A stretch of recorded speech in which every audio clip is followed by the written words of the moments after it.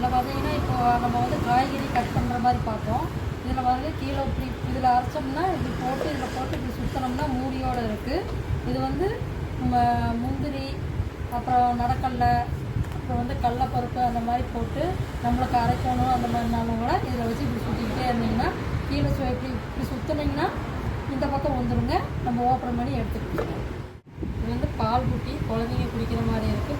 இது வந்து பிளாஸ்டிக் தான், நல்லாயிருக்கு, குவாலிட்டியாகவும் இருக்குது. இது வந்து சிங்கிள் பீஸ் 90. காய்கறி கூடைங்க.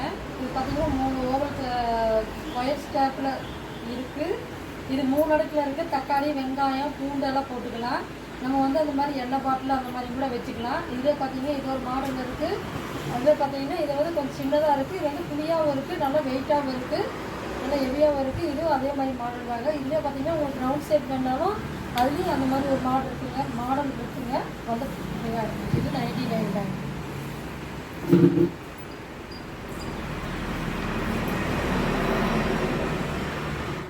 பார்த்தீங்கன்னா கண்ணாடி பிளேட்டு.